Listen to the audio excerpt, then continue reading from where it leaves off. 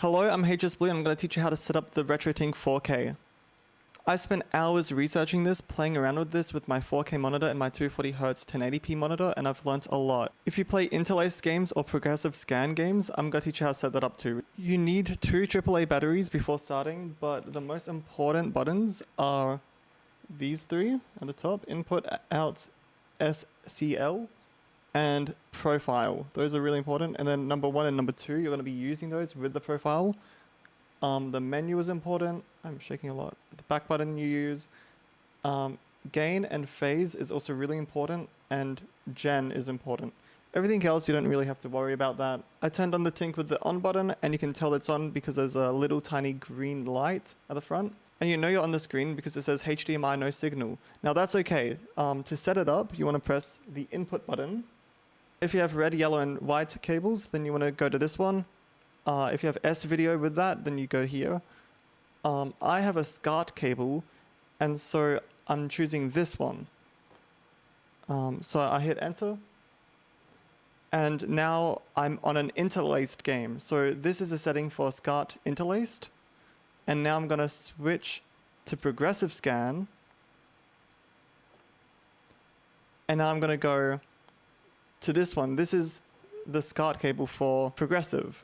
So interlaced, progressive. Now the thing that I look at for delay is the SCL button. I hit that, and then I'm greeted with this screen, and down here is where I see the lag. Now I'm on triple buffer mode, so let's fix that. I'm gonna go to the out button, the middle top one up here, and sync lock. Triple buffer is bad. It adds a lot of delay, and you don't really need it. At least in majority of games that I play, I don't need them. Gen and frame, they do the same thing. You don't have to hit OK. It instantly applies it when you move to that destination. HDR is garbage. I don't recommend that. And then you go down here, 4K 60, so it automatically sets it to 4K. I'm on a 1080p 240Hz monitor, and I tested between 1080p and 4K on my 1080p monitor, and it does make a difference on your screen. I don't know which one's better. You're gonna have to play test that yourself, but I think I also noticed a difference in 120 Hertz. 144 Hertz, I'm not sure about. You're gonna have to playtest that if you have a monitor like that. I'm gonna have to do a lot of playtesting. But yeah, I just have it set to 4K 60. It doesn't add any lag compared from 1080p. No lag gets added, but it does add delay or lag when you go to 100 or 120 frames per second. You can see the delay is only 1.7, and that's the lowest I'm able to get it. This is the lowest number you can get.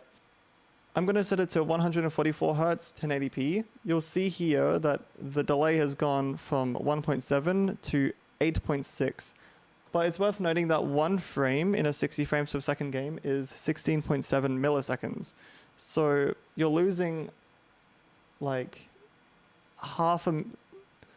not even 1 frame of delay. It's pretty minuscule, but it does scare me, so I am sticking to the 4K 60 for now, because I'm not really sure. I need to do some more playtesting. Now you might notice the black bars at the top and bottom. You can finally get rid of them. So I'm gonna press the left on here, which is on this menu. But you'll notice that the more I crop, the more delay I get. See how it's gone from 1.7 to 1.9?